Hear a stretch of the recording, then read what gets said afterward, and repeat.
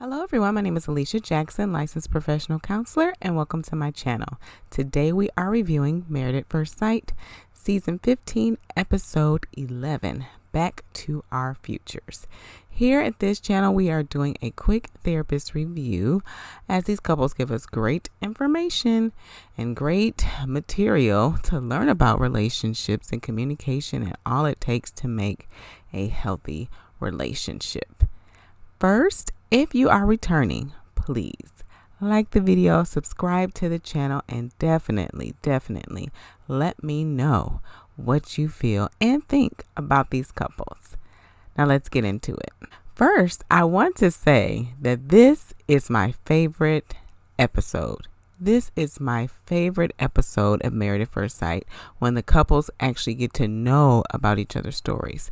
I feel and I believe that this is very important to their relationship. I often wish that Married at First Sight would switch the order and have this be the first thing they do after they get married versus the honeymoon. And the honeymoon comes afterwards. So they will have information in order to be able to understand how their partner is showing up in the marriage.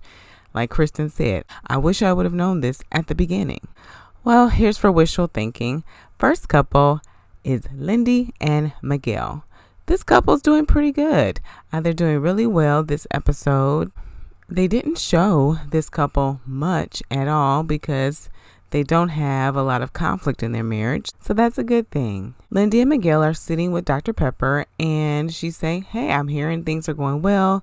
And I want to know from you, what are some areas that you feel you need to grow in your marriage? And Lindy said, hey, I get a little defensive and I need to know how not to do that. And she stated that she was cooking in the kitchen and she's not really feeling secure in her cooking skills, as we have seen that Miguel is definitely very confident in his cooking skills. And shout out to that bacon grease in the refrigerator. And he corrected her on how to make scrambled eggs. And she took it defensively. I feel like both partners could grow in this area where Miguel can learn the language that would help Lindy to receive his instruction or even allow her to learn and figure it out for herself. Sometimes that helps to build your confidence. And I do agree with Dr. Pepper that Lindy needs to learn the difference between control and helping. And because she has fought so hard to have control over her life, it seems that there's a part of her that has a hard time relinquishing control or seeking assistance and accepting when someone is trying to help her. And so that's going to be, of course, something they're going to have to navigate. Dr. Pepper did also talk about the L word and how neither of them have said it. And she said that 10 years from now, they'll understand that what they have at that time will be just completely different than what they have today. And that's okay. That's okay. I think she was trying to just say not to put so much pressure on the L word. And Miguel was saying how that word is something that is a lot to him. And he's really hesitant about saying it too soon. Lindy took Miguel to this dance class and she talks about how being in a strict environment and really institution, that's the word she used, it prevented her from being able to dance as it was forbidden. Seventh-day Adventist is a very, very, very strict denomination of Christianity. And she found her way to gain her independence and felt like this could be a way that she could help to communicate that with Miguel. And so he could be able to understand how strict this denomination and these rules were for her growing up and how she really, truly had to fight to be able to be herself.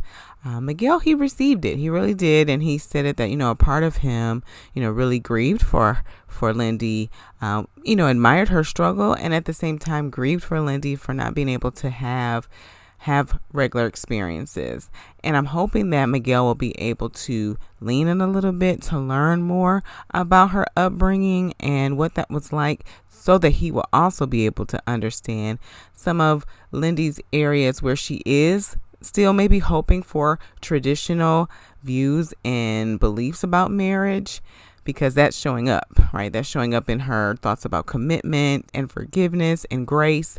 all these things are a part of her religious upbringing. And so it's something that would be really beneficial for him to be able to lean in and understand a little bit more, so he will understand where Lindy is coming from. Lindy read her letter talking about how her parents were divorced or got divorced when she was 8 years old and right before she went to boarding school, and how even though she was so homesick and missed her parents, that it was also an opportunity for her to meet new friends, lifelong friends, and be able to find her own independence away from them. And so she came from the letter a little differently, saying that I really don't feel sorry about this bad thing that did happen to us, because it really helped to be something that defined who we are today, and that it's okay to miss your parents, because she did miss them. Miguel took Lindy to the House of Puerto Rico, which I'm guessing is like a Puerto Rican maybe museum, to introduce her to his culture and the country. And he talked about how he really felt in between. He was in America and was Puerto Rican and picked on because of that. He looked different. And then he went to Puerto Rico and they picked on him because he didn't speak Spanish. And so he really felt like the oddball, like he didn't belong. And how he coped with that is by hoping for the best, but also preparing for the worst. And he said that's really explaining how he came into this relationship because of his life experiences and having to cope with the fact that bad things do happen. As Miguel read his letter, at the end, he told young Miguel that, hey, one day you're going to meet this really hot girl and fall madly in love with her. And I said, oh, he dropped the L word and said that he loved Lindy. And she, of course, said that she loved him back. So this couple is doing well this episode. We still have some things to work out. I do feel like they can make some strides.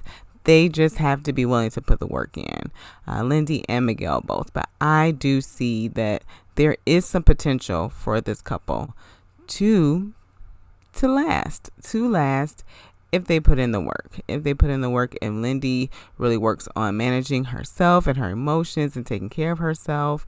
And if also Miguel continues to communicate where he is and effectively how he is doing it.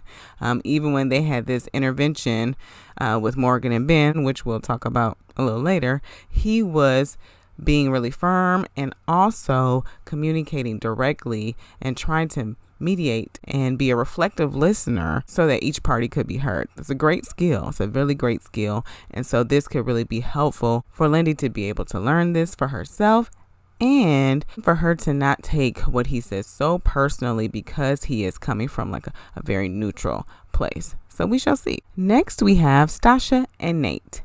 Both of them are meeting with Dr. Pepper. And thank goodness, because Dr. Pepper helped out Stacia. Stacia talked about how she moves really fast in relationships and she knows what she wants. She goes for it and she gets it. Right. And she is hoping that Nate will meet her there. And she realized that he has his own pace and he moves slower than she does. And Dr. Pepper said something that is wonderful. And I'm glad she said it, that you didn't marry you. You didn't marry you. And it's okay. It's okay to have the expectation for him, right, to be where you are.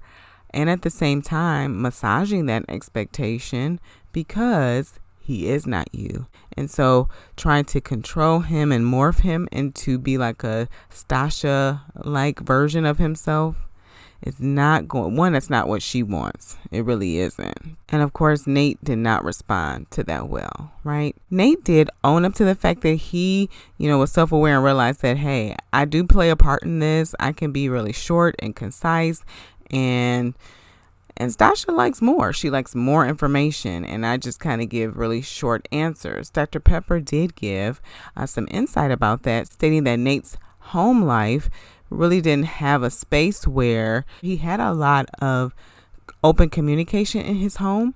And we even hear as he shares his experiences as a child, he really was very independent and was kind of raising himself a lot because his father was working. And so, no, there wasn't space. There wasn't space for open communication And that's why Nate is the way he is. Dr. Pepper gave out some really great clarifications about how to communicate emotion to your spouse, saying, hey, I'm angry and I'm not going anywhere. And to maintain touch. Maintaining touch can help ground you, can really help to ground you in conflict with your partner. Because oftentimes when we are in conflict, we're coming from a place that is protection. And so our fear, flight, and freeze and fawn responses are up. So our heart rate is up. We may be sweating, all of that. And so holding hands, touching helps to ground us to be able to make a mind shift where we're not thinking about me versus my partner, but how can we fix this issue? And it completely shifts the dynamic of the discussion, of the conflict, so that a potential resolution is possible. We also found out that Stacia and Nate consummated their marriage, and Dr. Pepper was dropping jewels this session where she said, hey, sex without love can be great, but sex and love together, like that's really great. I'm really glad to see that they're moving in the right direction. Stacia wrote a letter to her younger self, and it seemed like more of an encouraging letter to provide like reassurance and like a pep talk. It didn't provide a lot of information about where she was emotionally as a young person. So that was like a miss for me. Nate's letter also came from like the same place, but he provided more detail actually, talking about how he felt, really alone and different, and to not doubt yourself, and that you're the smartest person in the whole school, like all of that. He was really affirming his younger self. And he talked about how when he came to the States that he was from Europe, and he didn't have like this usual style that most Black young men have in the States. And so he was picked on about that, and he was viewed as weird. And Stacia also shared like some of her same experiences as well. It was another great bonding moment. And then we also learned that Nate's father was married and divorced his stepmom right before he went to high school. And that caused like a shift like in him, where he became more introverted, and his behavior also changed, where he was picking fights and things like that because of his independence that he had. And he said his dad wasn't strict, so he got to do the things that he wanted to do. We continue to learn more about Nate as he's taking Stacia to his neighborhood. And Nate shares this story about when he was in the neighborhood and he found a rock, and he just threw the rock because it was a dare, and the rock went through a neighbor's window, and he ran and didn't get caught, never told his dad. And then it's funny, his dad came up right as he was telling the story, and he said, yeah, there were so many stories that I didn't know about that I heard after the fact. A really tender moment was when Stacia was asking Nate's father, like, how did you do it being a single dad? What was it like for you? And he teared up. He got emotional about how he said, this is my son, this is what I had to do. And it wasn't easy, but I gave him, the best that I had. And that was the first time that Nate ever saw his father cry. And they both shared about their relationship with their emotions, and even their thoughts about emotions, and how Nate's father viewed emotions as a weakness, and he taught him to bottle them in and keep them out and to be strong. And that is why Nate is presenting the way he is, because of his upbringing. And so that helps Stacia to really see and learn more about Nate, to be able to understand where he's coming from. Stacia took Nate to her neighborhood, and she shared a little story about how she made purses in high school. She would make them out of jean material and have her friends' names embroidered on them and sell them. And they both had a little moment because they both sewed purses at a young age, just in different ways. Stacia took Nate to the house that she lived in as a senior in high school. Her friend's mother asked her mother if she could stay there because she didn't want her to miss out on the last year of playing volleyball with her friends. And there, Stacia said she learned a lot about family. She learned what a father looks like, and what having the protection of a father feels like, as her friend's father told the story about Stacia going on a date and the boy honked the horn and he said, "No, you don't go out there. You wait until he comes to the door to come get you." And that really helped her to learn how to respect herself and feel protected. This was a great episode for them. I hope that they continue to move in this direction. Next, we have Kristen and Mitch. In their meeting with Dr. Pepper, Kristen says that she feels like at the beginning of her marriage, because of Mitch's criticism, she felt like she overcompensated. She felt like she overcompensated for his criticism to really be the perfect wife for him so that he would accept her. And now she's tired. This part of her is very tired, is tired of protecting her in this way, and she doesn't want to do it anymore. She says she's tired of walking on eggshells, and she feels like she's losing a part of herself. And so Dr. Pepper asked her, "What do you need? What do you need from Mitch?" And she said, I need to know what he feels about me. Like, if he really cares about me, because I don't hear that much from him. And I need to know if I am what he wants. Dr. Pepper stated that Mitch needs to work on how he handles his fear as he protects himself with being critical and even self-righteous. And she said that he needs to be able to handle his fear without doing those things and still be Mitch. I hear her out. In this session, I'm hoping that she also provided some ways for him to do that. For him to really do that, because these are things that are instinctual for him. They're instinctual and even subconscious. And so he's going to need help. He truly is. It would be really great if we could just say, hey, stop being critical, and then we stop being critical. But that is not how we work. That's not how we work. That's not how our brains work. When we are feeling under attack or we're afraid, we respond in a way that's going to keep us safe, that is instinctual. And so he'll either have to learn a new way or attend to the wound that is being activated. And so the wound that was being activated between Kristen and Mitch was him not being accepted by her. So he rejected her first. And he even had a hard time affirming Kristen. He listed some things and talked about some things he appreciated about her. I did note that he didn't say that he was attracted to her, that she was beautiful or pretty. I'm really curious about how this is going to sit with Kristen, because I know that she is pretty methodical. She takes in information. She is going to be paying attention to what he's saying and what he's not saying.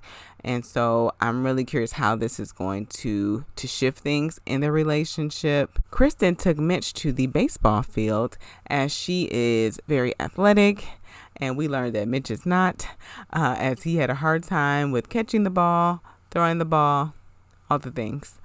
She talked about how her parents, specifically her mother, was very, very, very strict and demanded perfection. So there was a part of her that really had a hard time when she made a mistake and worked very diligently to not do that, because she would get a firm talking to about it. And this is in sports and school, and she was managing a lot. She named multiple sports and being on student council, and they required a job. So she was juggling quite a bit for a high school student. And so part of her really felt like she didn't get to explore her childhood. She didn't get to be a kid.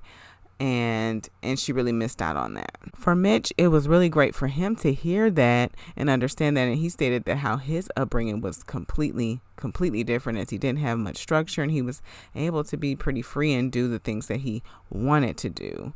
We do see this striver part, this part that is wanting to be perfect in Kristen. We see this definitely in their relationship.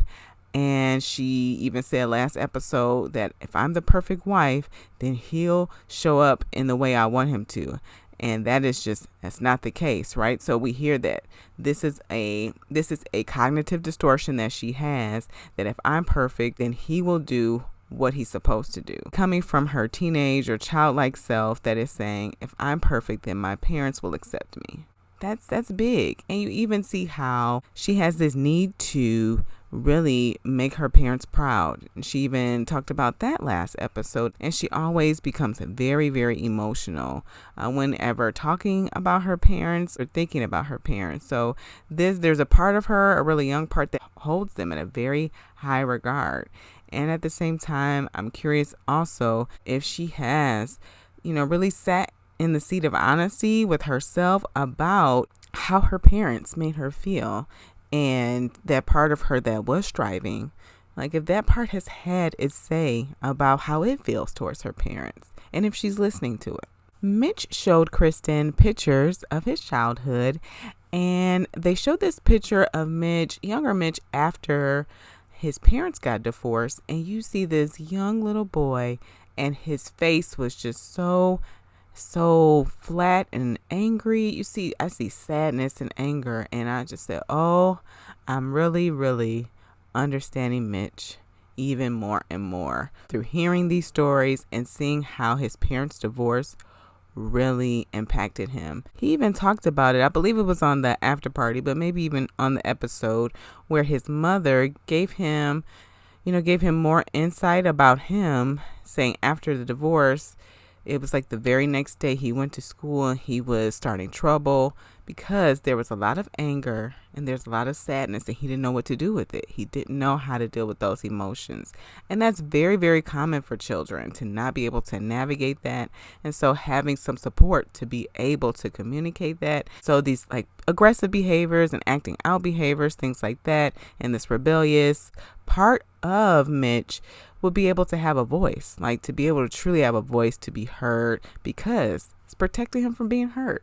Truly protecting him from being hurt.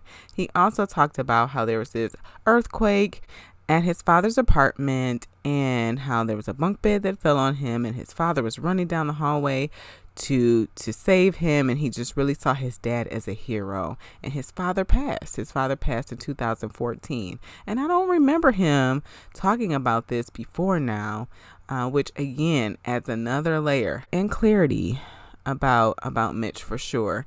It was also a really touching moment when Mitch took Krysten to his father's gravesite, and they had a very sacred moment there where he was communicating with his dad about his journey and Krysten, and it was really heartwarming for sure. Mitch and Krysten read their letters together on the beach, and Krysten was talking about in her letter how this striver part, this perfectionism part was definitely a part of her life at a really young age, and that she really wished she was able to enjoy life more and be a kid more.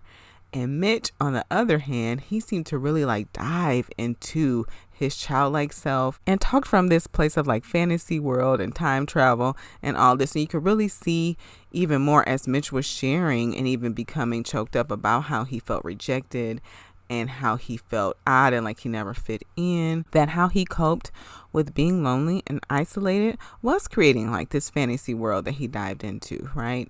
That's very, very common for children to have this fantasy world where, hey, I have friends and I'm accepted and this is where I can stay in my mind and my world I created, instead of in this place where nobody's my friend, I'm isolated and I'm sad and I'm by myself. So we'll see. We'll see how Mitch and Krysten can work through this or work from this, from the advice they're getting from Dr. Pepper. I'm also curious about how he's going to handle his feelings of fear and sadness, and if he's going to be able to communicate from a centered place and really continue to be vulnerable with Krysten. They still have some fundamental differences. They truly do. That we cannot ignore. We'll see how they move through this. Next, we have Alexis and Justin. And the episode starts with Justin still outside of the restaurant and Alexis coming out to meet him. And he was honest. And he communicated really well, saying, hey, you said that you didn't have anything to say. That's not your usual self. Your body language said something different. And Alexis, she really denied. Maybe she wasn't aware of it. I'll give her that. And at the same time, he was accurate in his read of her, that her body language was completely shut off, and so it made him look for reassurance. And Alexis has this part of her that's very teacher-like in telling him how to treat her. The shadow side of this part is that it kind of prevents her from being in a place that's authentic. And it also puts her in a space where she gets to instruct him on how to treat her and not really take accountability for her stuff or talk about really what's happening for her and really be truthful with him. Because she really wasn't. She wasn't truthful with him in that moment. Dr. Pepper is visiting Justin and Alexis, and she hugs Justin, and it was so cute. It reminds me of Shaq and Kevin Hart. Huge height difference for sure. And we learned that Justin's dog, Maya, didn't do well at the doggy camp, as the trainers said that she was inconsistent and don't recommend that she comes home. And so they decided for her to stay there at the doggy camp. That's a lot. This is a lot. That's a lot for this marriage. And I'm curious about how this is going to impact Justin. Justin sometimes has a part of him that doesn't like to say when something bothers him. It came out at the after party as Keisha asked him, how was it growing up without a dad? And he said, well, it really didn't impact me much. I just accepted that he wasn't going to be in my life, and I moved on. And the same thing also happened at the group counseling session. My childhood trauma, I don't bring that into my relationship. And so he sometimes has a tendency to deny, and we learn why a little bit later in the episode. But Alexis stated that she was frustrated. She was tired of being hurt. And so she chose to forgive Justin and have a clean slate. She chose to keep moving forward and keep working at this relationship. Justin stated that Alexis has this tough exterior, and sometimes he forgets. He forgets that she is sensitive, and she did not like that word. She stated that sensitivity and vulnerability are synonymous for her, and she views vulnerability as a weakness. And her upbringing as a strong Black woman has prepared her for protecting herself from really feeling out of control, because she stated, if I do share my feelings, if I am vulnerable, then someone will have power over me. I'm curious about how she came to believe that, if that's something that she was told from her mother and her mother's experiences, or if there was a past experience where she felt like someone actually did have power over her and she decided never again will I be vulnerable. But Dr. Pepper helped her to make a mind shift, or to start to make a mind shift that vulnerability is strength. It truly is. It really is strength. The challenging part is that because she has this part of her that has this belief that vulnerability is a weakness, that being sensitive is a weakness, and she has a sensitive husband, there's a part of her that views her husband in that way, views him as weak, and it also feels like she doesn't always respect him. It doesn't always come from a place of respecting him and his feelings. Justin showed Alexis this playground that he played at as a young person, and how he would fly a kite there and just picture himself as a kite there flying free. He also shared about how he grew up in Alabama and that it was a very small town. He never left there. So moving to California, that was a big shift for him. And he was raised by his brother. And so Alexis asked, how was that? It wasn't a huge age difference between you and your brother. What did that look like? And he stated that his brother was pretty strict, and he would whoop him. And that's a lot. That's a whole lot. I don't even know if Justin's truly processed all of that. I really don't think Justin has truly processed how that experience has really shaped him. He even talked about how his brother, when he had questions, his brother would say, figure it out. I get where his brother was coming from. He wanted him to do this sink or swim to see if he was going to survive. As unfortunately, people of color, especially Black men, survival, and even Black women, for Alexis, survival is necessary for surviving this country, and being vulnerable is a risk. It's a risk that you cannot afford. The shadow side of that is, who taught Justin? Justin taught himself. So we see why there's so many skills that he feels like he knows because he came up with it himself, but he needs some help. He needs some help. And that's really why Alexis is playing like this teacher role in this relationship. And so she's even understanding more about his upbringing. And he talked about how he gets very, very defensive and even hard on himself when he makes a mistake. Justin and Alexis flew a kite together in the playground. It got caught in a tree. But Alexis, again, you can see this part of her that is struggling to accept Justin for who he is. That truly is. She's like, this is my husband. This is him. He's sensitive. I never thought I would be flying a kite with my husband in the playground. This is just... my husband's sensitive. Like, you could just tell there's a part of her that's like, I don't know if I can do this with him. Especially since she's taking him to the basketball court to be able to embrace this tomboy part of her. She wrote about how she has this hyper independent part of herself that has been instilled and ingrained from her mother and even her experiences, and how her friend was at her house and she was bringing in all these bags of groceries, and she's like, you're not going to help me? He said, well, you didn't ask, and every time I offer, you say no, so I stop asking. She doesn't like to ask for help, and Justin was really almost shamed for asking for help. And so this is a learning curve for both of them. Both of these things, though, are ingrained. These are instinctual and even subconscious parts of them, and how they protect themselves and how they keep themselves safe. And so the jury's still out. The jury's still out on if they're going to make this shift. But even in the previews for the next episode, I don't know. It's not looking good. Last, we have Binh and Morgan. Morgan is talking with the other women, stating that she feels backstabbed by Binh at the honeymoon, which, definitely I have to speak to the part of me that feels like backstabbed is a heavy weighted word to describe what happened on their honeymoon. And at the same time, that's how she feels. So I want to honor that. She also talked about how she gets these different versions of Binh and she doesn't know who he really is. This is the challenge, because Binh having this people pleaser part, it makes it difficult for him to really stand firm in his identity and his self, especially if there's a part of him that is not feeling like he's enough, right? And we learned that his father being strict and no nonsense and striving for grades and all of that made him feel like he wasn't enough and nothing he ever did was enough.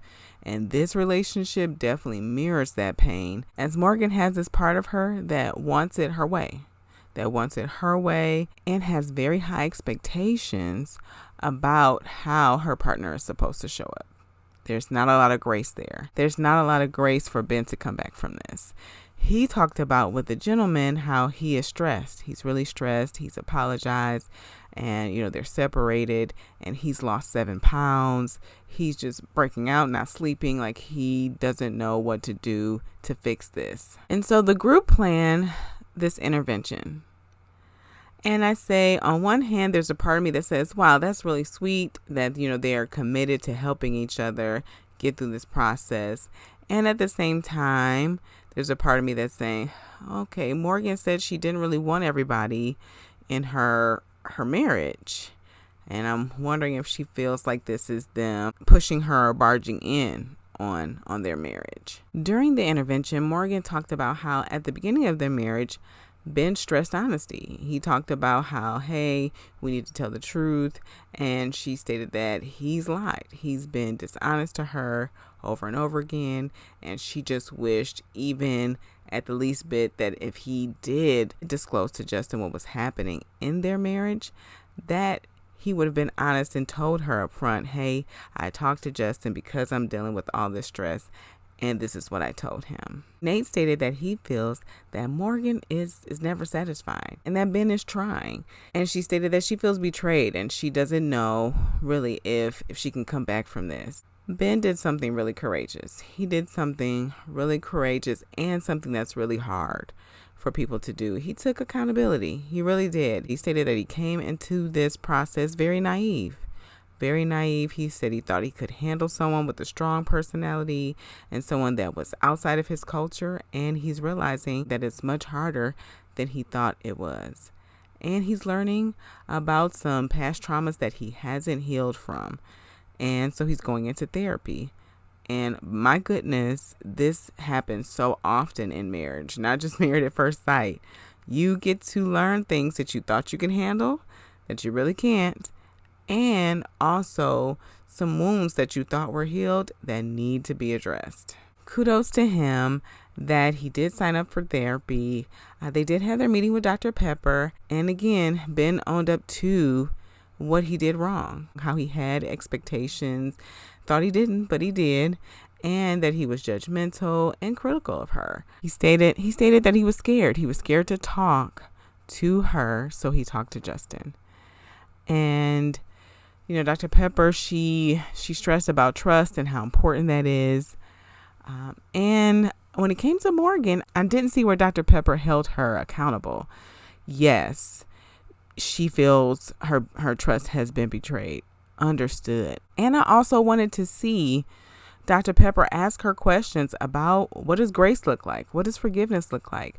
What is your relationship with forgiveness? Do you forgive yourself? Even when Morgan was asking these, hypothetical questions like, hey, could I have been more approachable for Binh? Could I have done this? Could I have done that? But she didn't say, I'm sorry that I made it difficult for you to talk to me. Or what could I have done better to make it more comfortable to be able to come to me and talk to me? None of that was addressed. I wanted that to be addressed because Binh is stepping up to the plate. He's owning all of it. I don't see where Morgan is owning her stuff.